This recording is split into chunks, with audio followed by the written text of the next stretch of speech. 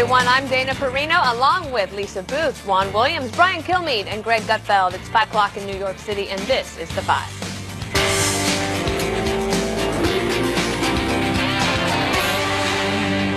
Speaker Nancy Pelosi facing new questions about how much control she has over her own party. This comes after a week of infighting about an anti-hate resolution that the House passed yesterday.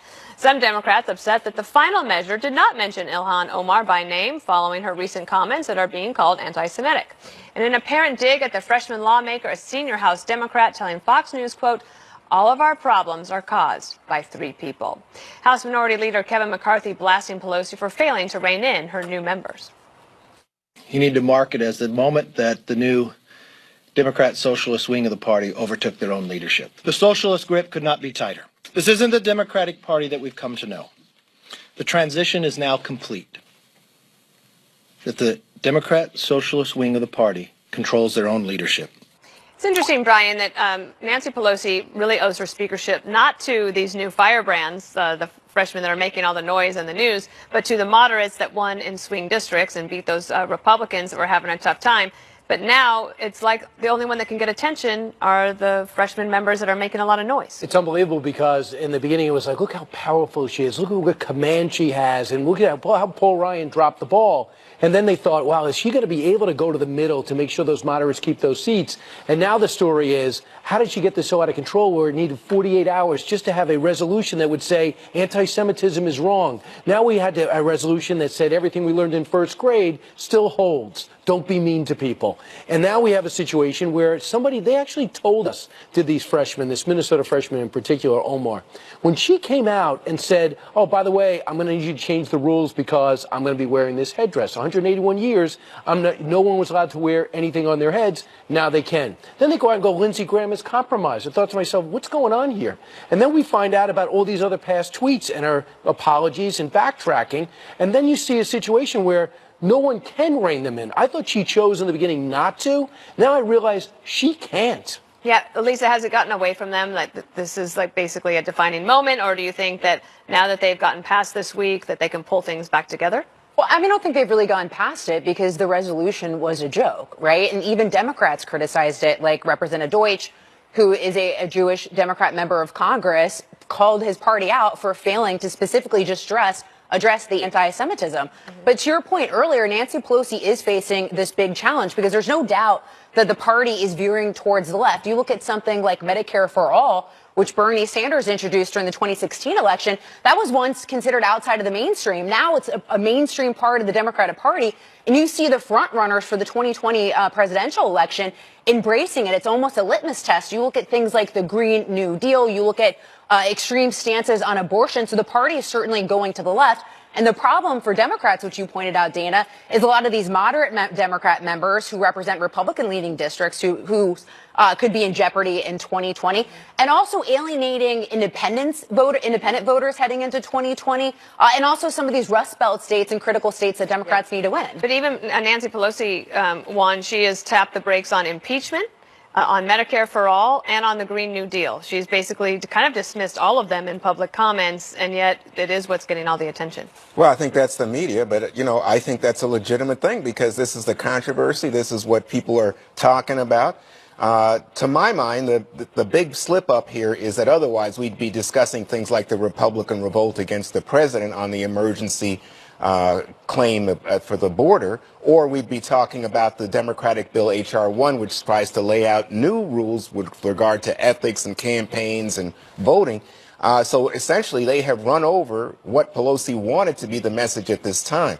I will say this. I think Pelosi did a great job. I don't think she's under the pressure you guys described because she held her caucus together. She put the mic down and hung out and walked out. She said, if you're not going to listen to me, I'm going to leave. She left. But the 23 votes, Brian, that went against this resolution, not one, Lisa, not even people who said, oh, we kind of think you should have been more specific about Omar and about anti-Semitism. Not one Democrat voted against this.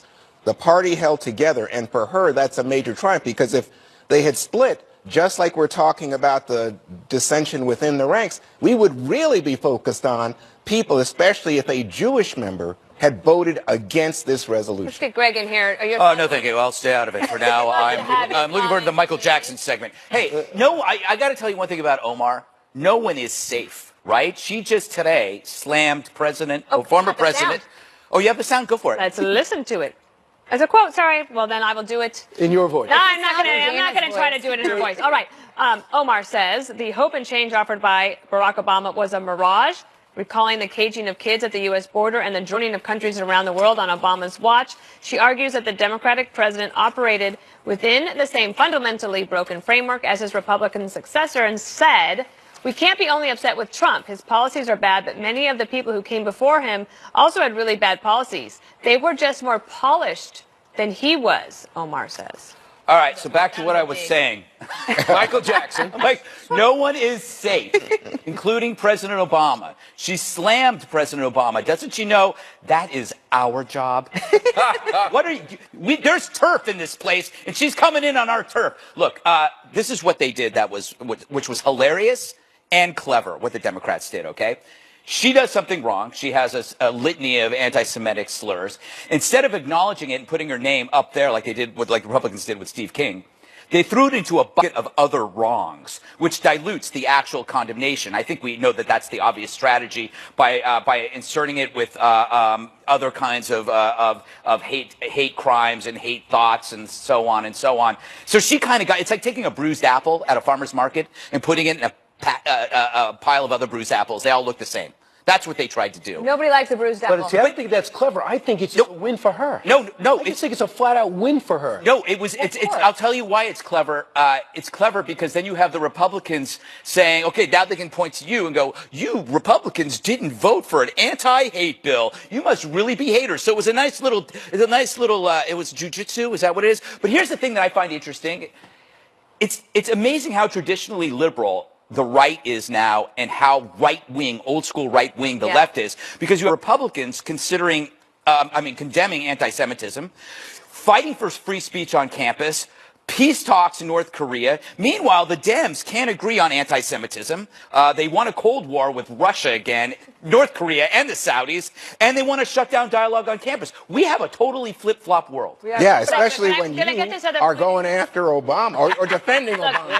Well, I'm sorry, but I do they want us to get this other topic in because House Democrats aren't the only ones divided. The 2020 presidential hopefuls are also split over what the party's vision of America should be. The latest progressive shift comes from Elizabeth Warren announcing a proposal to break up big tech giants, including Google, Facebook, and Amazon. Warren claims they are monopolies with too much power. Brian, she doesn't care about the Pocahontas stuff. She's like, I'm putting policies on the table. Right. Very interesting policies.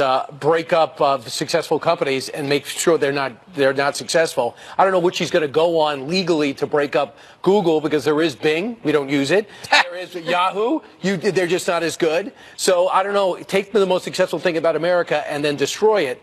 That's a good one way to run. Being that Kamala Harris wants to legalize prostitution, she can't do that. Or legalize pot. Cory Booker had that. Or Medicare free preschool, Sanders has that. She's got to pick out something else that makes her unique. I just don't think this is going to resonate with anyone who has somewhat respect for the free market. You know who people should be looking at and people aren't giving him enough attention is Bernie Sanders. He is the only Democrat who's thrown his name in the hat that is generating an excitement on the left. You're seeing, who's genuine though.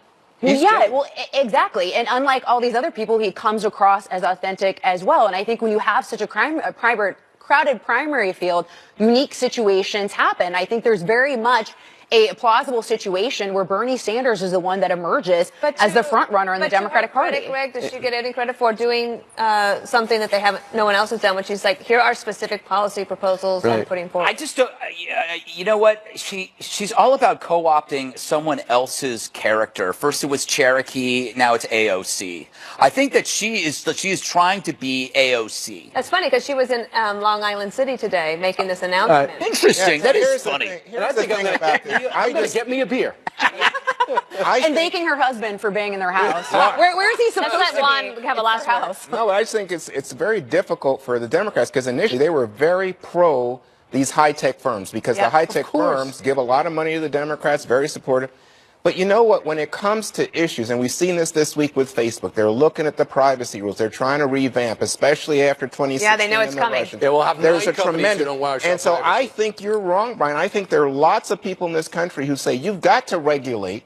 You see the Europeans already saying these high-tech companies right now are running over our societies, making a I'm not sure ton about of running- money. Regulate No different from responsibility. Isn't I'm not regulate sure different about from following the breakup? Europeans right off a cliff. New questions over Michael Cohen and whether he was coached by Democrats before talking to Congress. We have Yes. details next. Welcome back. Bombshell new development in the wake of Michael Cohen's hearing on Capitol Hill. Republicans now asking if he was coached by Democrats beforehand. Sources say that Cohen met with the staff of Democratic Congressman Adam Schiff 4 times over 10 hours leading up to his public testimony last week. Cohen's lawyer, Lanny Davis, defending the move, saying it was, quote, completely appropriate, and he would have done the same thing for Republicans had they asked. Dana, I'm going to start with you because I know you're I'm fired. sorry, Brian is writing notes on my page and I can't read what it says. We had a pregame. So I feel it was for the people at home, the reason I'm going to Dana and Brian first Because is you they were like getting better. into this before, so they're both fired up. So I'm not Dana, fired up. well, I don't really care. Well, okay, so Adam, well, Dana, you know what I'm. Thanks. All right. Oh, well, here's the thing. You think it's a huge deal that Adam Schiff is shifty don't and there's tell a me what I problem. think. But you just said. So Dana, do you? Adam Schiff is downplaying this, saying that it's completely Right. normal. Is it? I Well, want to hear her yell at Brian more. And Brian, you yell back at her. Well, someone start and then the other go. Dana, you go first. Lanny Davis is the lawyer, right? He's a good one. He's been through this before. And the committee said, you're coming up here because you're going to have to talk to us because you lied to us the last time you were here. We want to see you up here. We're going to go through this so we can walk it through. Maybe that's inappropriate, except for that they offered it to the Republicans as well. The Republicans didn't want to do it. Okay, fine. That's fine. But the 2 biggest headlines that came out of Michael Cohen's testimony, the number one thing that President Trump wanted, Michael Cohen said, no evidence of collusion. Number 1. So did the Democrats coach him to say that? And the second headline was, President Trump did not directly tell me to lie. Okay, so those are the 2 things that the president could possibly be in trouble for. Michael Cohen sides with the president on those 2 things. So if the Democrats were trying to coach him, they didn't do a very good job. So Brian's raising his hand. So Brian, ding, ding, ding, you're next. Go. Okay, first off, what bothers me is the deception. When he asked, Adam Schiff says, who was just talking about logistics and he was worried about his security. That's not true. They met 5 different times for 12 hours. My goodness. And you told me something I didn't know. I did not know Republicans were invited to come to New York and meet with him. So if that's They true, had the that's no opportunity different. to do it, and they Well, they were a little bit surprised that it was at this length. They had no idea. That's why Turner wrote that letter saying, did you actually rehearse this? Was this a rehearsal? Some of these the Q&As that got on the record. Number 2 is the Benghazi hearings. All the controversy with the Benghazi hearings. There was one time in which a Democrat was not invited to a one-on-one session with a key witness because a whistleblower wasn't too secure with what he was going to say that it wouldn't leak out to the media. And Elijah Cummings went crazy. So just do it the same way. There's no legal reason to bring Republicans in, but it's the right thing to do traditionally. And it did come out. They said that he changed. They said that Trump lawyers changed his remarks, and they didn't. That turned out to be wrong. They didn't change his remarks because they found his original, the Moscow Tower talk stopped in January. That's exactly what he intended to say. If you look at the Cohen hearings, at the end of the day, did it help or hurt President Trump? And I would argue that it absolutely helped him. Well, and to that point, Greg, I want to get you in on this. Please do.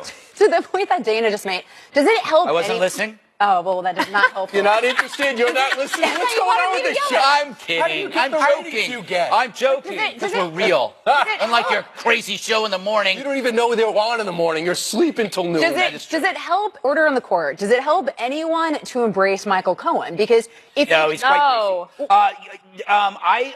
To your point about Adam, what's his Schiff being shifty?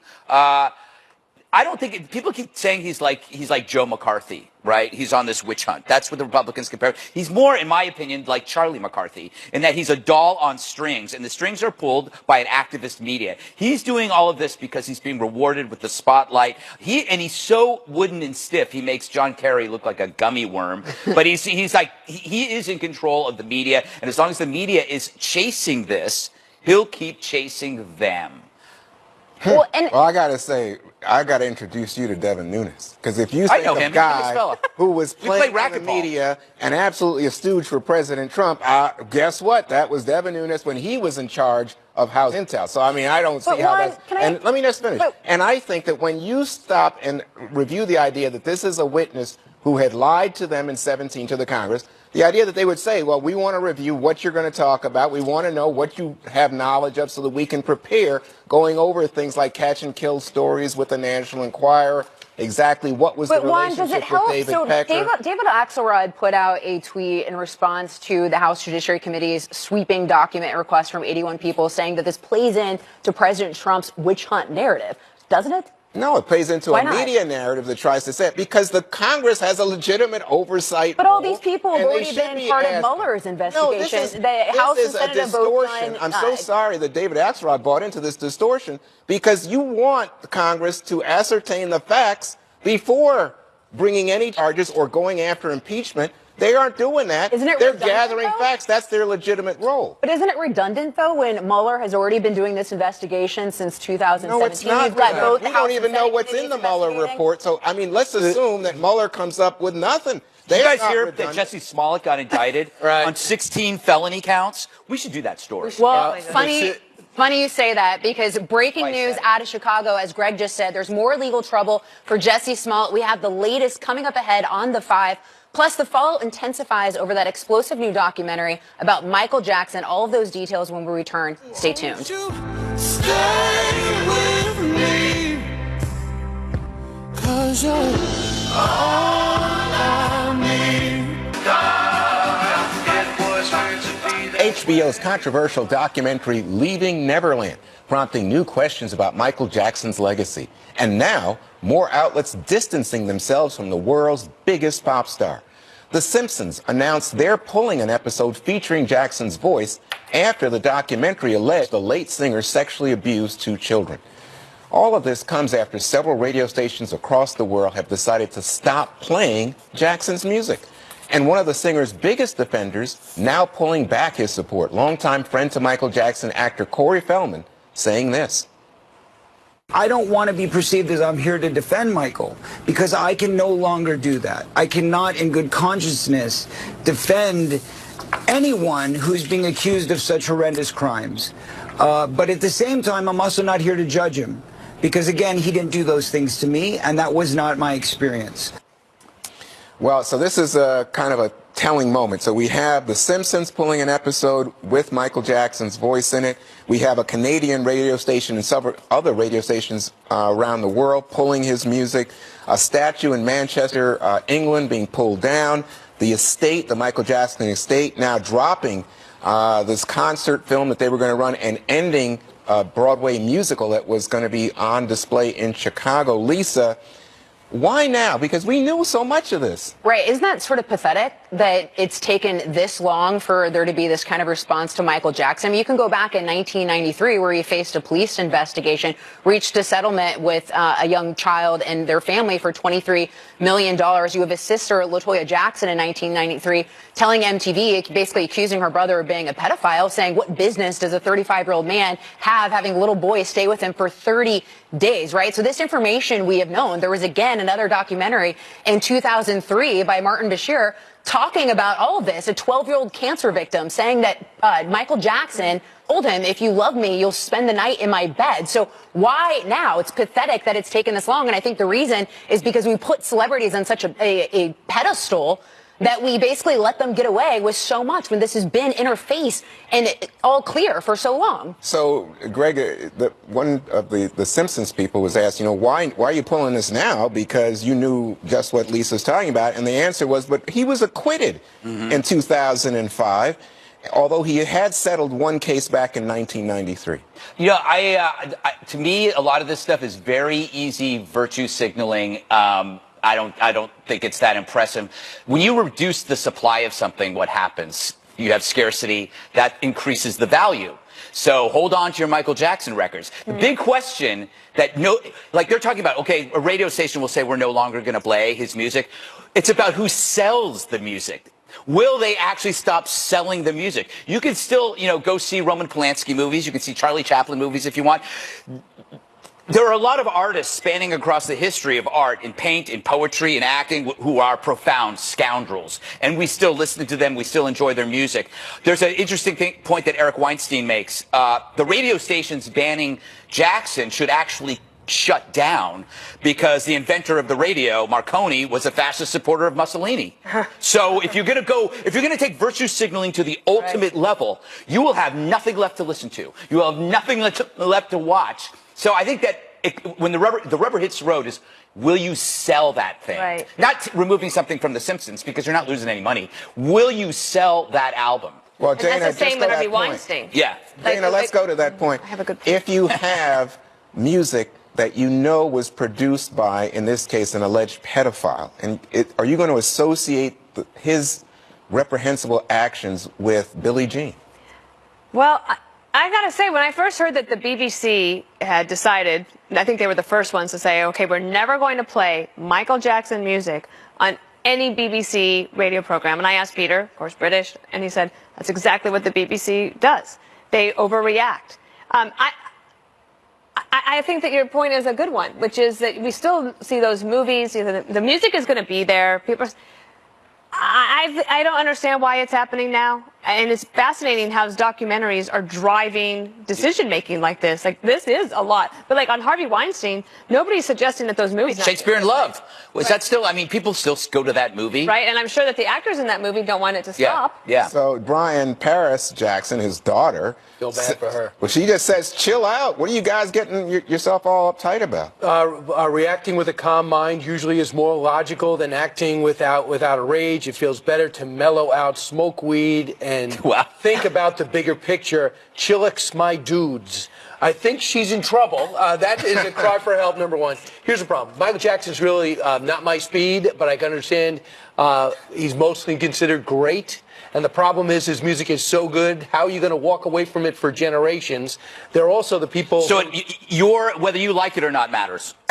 No, I'm just saying, I don't like it, but there's no way you're going to get rid of it. It is so considered so elite, so great by musical experts, and he made such an impact over the course of 3, maybe 4 decades. How do you get rid of all that? That's a heck of a dumpster fire. Well, we may be in the mood for a dumpster But I mean, fire, I think when you look at what's going on with R. Kelly right now, black radio stations are saying, hey, you know what, R. Kelly, not running it, and it's very popular music, I Believe I Can Fly, but they're saying what he did to black women is so awful, they can't tolerate it. You say it's virtue signaling. I think it may be people taking responsibility because they could make money playing the music. There's no question. I mean, you can be understandably and legitimately, obviously repulsed by the actions of any of these artists. What I'm saying is that there are certain people, like R. Kelly, I don't believe has been found guilty yet, right? No. Right. They dropped Kevin Spacey from House of Cards, and it looks like the case in Boston is looking pretty shaky. I don't know. But I think that we're entering a place, I don't know where it goes, because there's just so many I mean, Roman Polanski raped a 14-year-old girl in a hot tub, and he's considered Hollywood royalty. Standing ovation. Yeah, standing ovation at the Oscars. But isn't I'm sorry. But isn't the issue not just if he had faced, legal problems, but just the fact that him spending the night with little boys should have been enough on its own? Well, it's weird. I mean, there's no question. And you think about, Neverland, it's intended to draw in little kids. Millions and billions at stake. All right, breaking news about actor Jussie Smollett. This is hot, and it's late here on The Five. Stay with us. Say that again? President Trump has arrived just moments ago. That's on tape, but it's just moments ago in Mar-a-Lago, Palm Beach, rather. This, of course, after touring Alabama, where he met officials and victims. This is Golden Corral's hand-cut sirloin, now topped with delicious shrimp scampi. And here's the premium butterfly shrimp and the teriyaki salmon. Get it all, plus the entire buffet for one low price. There's something for everyone at Golden Corral. Oh, wow. You two are going to have such a great trip. Thanks to you, we will. This is why Voya helps reach today's goals. All while helping you to and through retirement. Can you help with these? We're more of the plan, invest, and protect kind of help. Voya, helping you to and through retirement. With Vroom, you can get carefully inspected late model cars delivered straight to your driveway. Whoa. Get me to work cars. Get me out of town cars. Ooh, get me noticed cars. No back and forth to the dealer. Just you, your phone, and tons of cars. Just go to vroom.com, pick your favorite, and tell them where to bring it.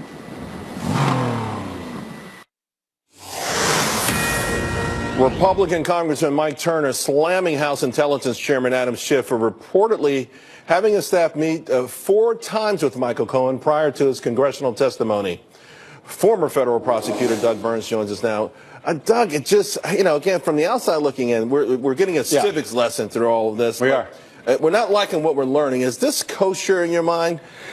Well, in cases people meet with the prosecutors all the time. This is a lot different, though. I mean, when you have a congressional hearing and then the witness is meeting with that, congressional These are committee. the folks who are going to question him during the meeting. I mean, 10-hour meeting? Where I come down on all this is that people smarter than I am, most notably Professor Dershowitz, Ken Starr, have said, look, we're criminalizing politics. We're criminalizing political differences.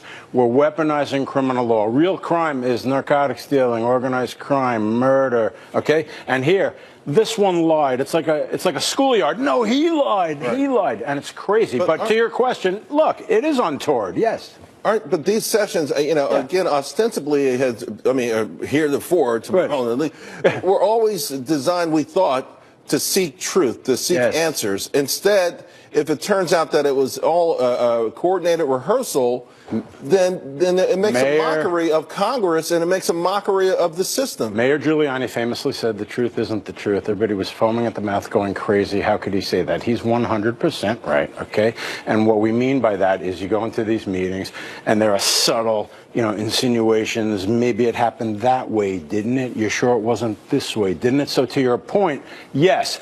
All of this weaponization, this politics stuff is not a good process for the truth. I totally agree with you, Charles. Wow. Speaking of wow, tongues are still wagging. Yeah. Over the sentencing yesterday. Yes. Paul Manafort.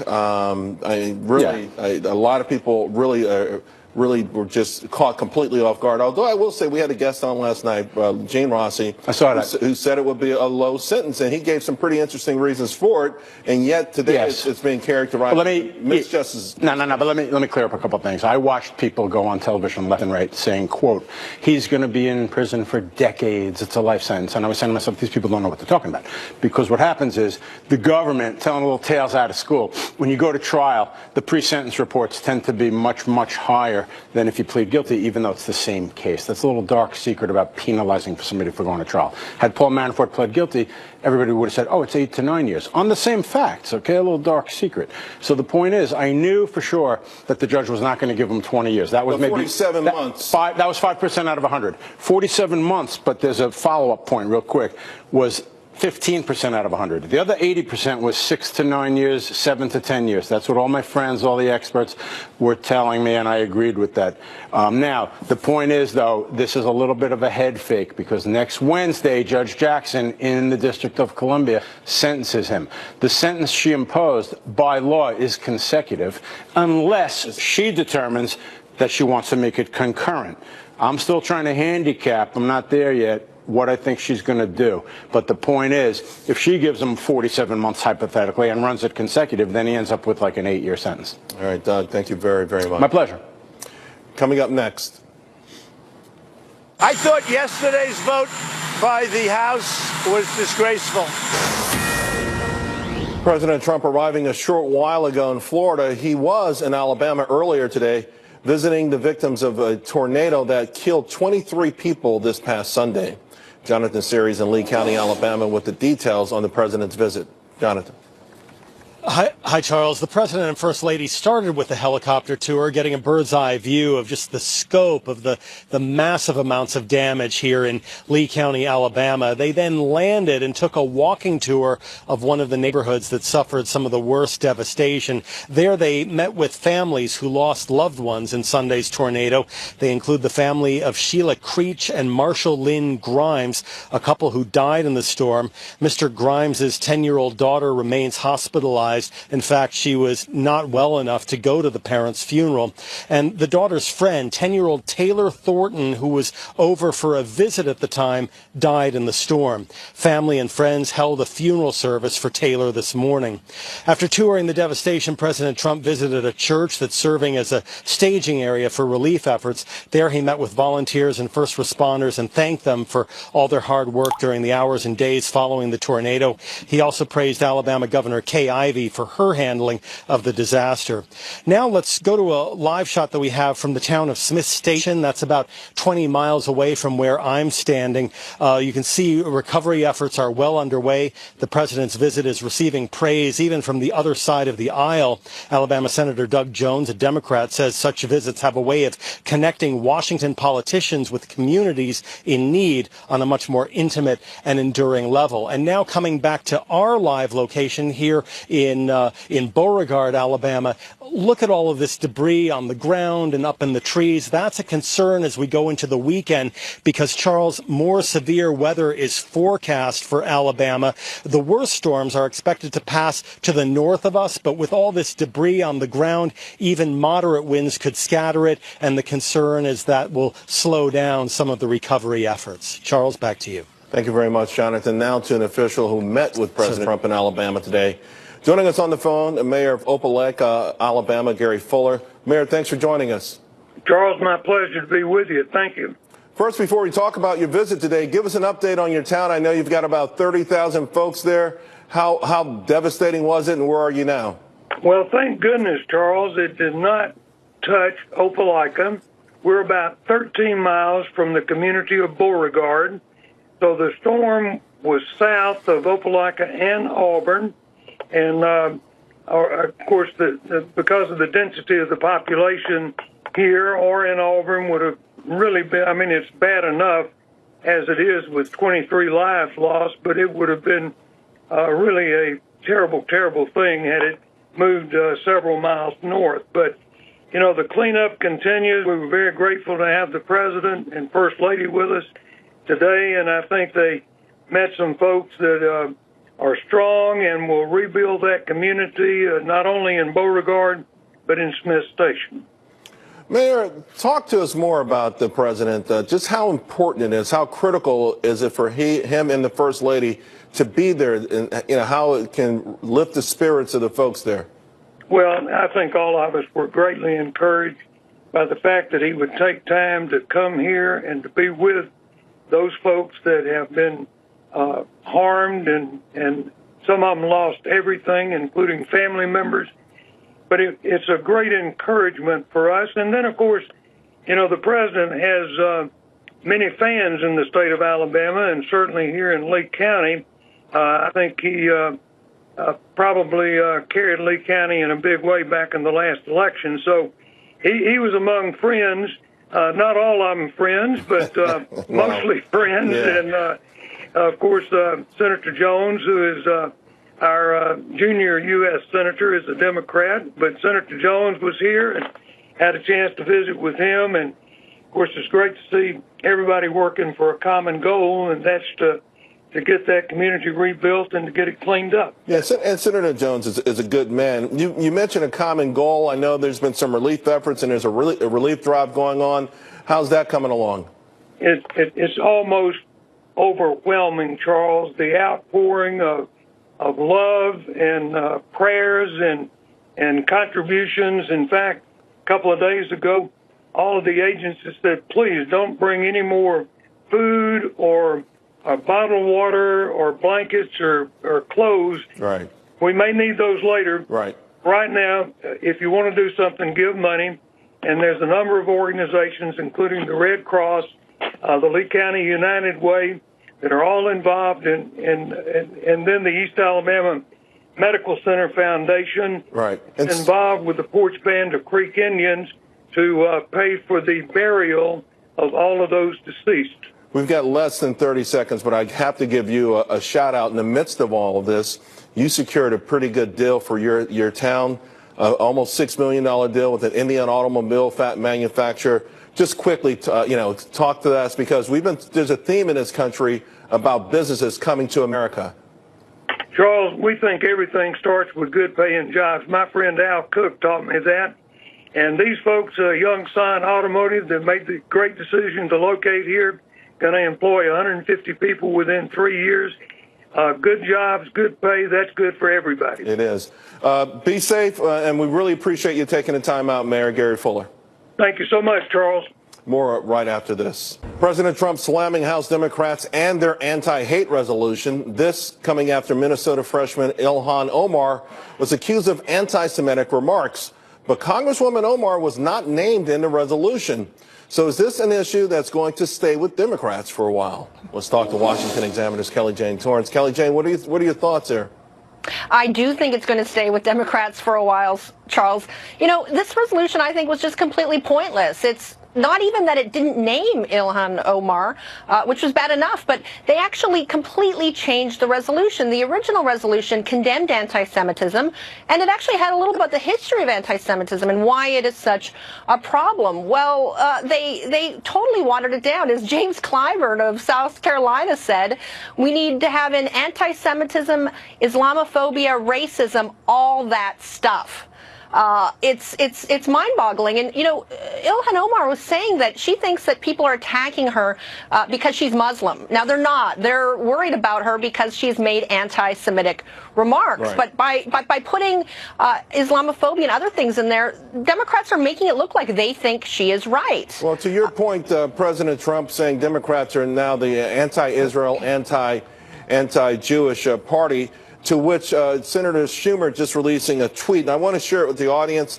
For the president who, when neo-Nazis marched in Charlottesville in front of a synagogue and said, burn it down, and he said both sides are to blame, this is a new divisive low. His comments show the president is only interested in playing politics of division and not in fighting anti-Semitism. Mr. President, you have redefined chutzpah. Your thoughts? Well, yes, it's. If I were President Trump, I might not decide to comment on this and call another party the party of anti-Semitism. We have had a few Republicans who have had some issues, but I don't really like this whataboutism. I think the Democrats also have a problem. Let's address it, and I don't think the Democrats are addressing it. If they're not brave enough to address it, it is going to continue to become a problem for them. That's the operative word there, Kelly-Jane, brave. That was a bad move yesterday, but real quickly, maybe this was a bad move, too, because New York freshman Democrat AOC, Alexandria Ocasio-Cortez, now fundraising over a controversy. She's claiming that the pro-Israeli group AIPAC is coming after her, and she's raising money on this. Your thoughts? Again, exactly. This is divisive politics. This is not the way to go. And, you know, AOC has been one of those people who has been really defending Omar on this. I mean, we would have been moving on from this if Ilhan Omar had just apologized and moved on and quit making the remarks. But she just keeps doing it. She can't stop. And the Democrats, at first Nancy Pelosi and Steny Hoyer, the Democratic leadership in the House, had a statement when Omar first made some comments. They've wimped out since then, and that's why people are still talking about it, because it looks like the Democrats are trying to cover up for some other Democrats. And you got to believe it's going to happen again. Thank you very, very much, Kelly-Jane Torrance. In the meantime, Elizabeth Warren versus Wall Street all over again. And this time the Democratic senator and 2020 hopeful, well, she's Democratic senator and 2020 presidential candidate Elizabeth Warren wants to break up big tech companies, claiming companies like Facebook, Google, and Amazon hurt small businesses and innovation. We invited Senator Warren to come on the show, but her schedule today did not allow her to join in. Here now to discuss is Stanford University School of Business professor David Dotson, a former Republican Senate candidate for Wyoming. David, thanks for joining us. This isn't your typical, hey, let's break up a company or two because they're big. She wants to dismantle prior mergers and just completely take it all apart. Your thoughts?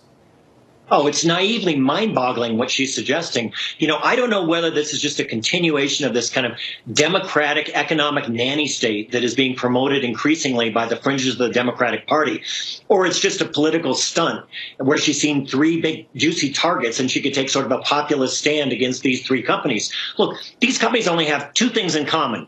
The first is that they've been successful, and the second is that they sell things over the internet. That doesn't mean that the government should take their regulatory chainsaw and arbitrarily decide if you get to be a certain size, that must be bad, and so we're going to cut you in half. Now, we all know that there are issues with Facebook and Google in terms of privacy issues. and how ads are sold and hacking and so forth. Right. But you don't solve those things by taking a chainsaw and cutting the companies in half and expecting that's going to be fixed. What about consumers are not harmed because Amazon has figured out that people like me like the stuff brought to our house at a really low price. That's why Amazon has done so well, not because they're doing anything illegal. And in fact, she literally said this morning that their purchase of Whole Foods was illegal. On what basis is that illegal? Real quick, we only have 30 seconds, but what about the idea that it's not hurting the customer, but it's hurting small businesses? Well, I think that's absurd because if you look at how many, for example, how many books have been published, self-published books on Amazon, it reached 1 million this year. Never before. More things are sold by regular people over the internet now as a result of the democratization of the internet, whether it's, all the way from eBay back in the day to Amazon to Facebook and so forth. So these are places where people have an opportunity to sell products. David, thank you very much. Really appreciate it. Well, Big Tech played a big role in keeping this bull market running. So be sure to tune in to Cavuto Live tomorrow at 10 a.m. Eastern for special coverage on the bull market's 10-year anniversary. In the meantime, I'll be back on Monday at 2 p.m.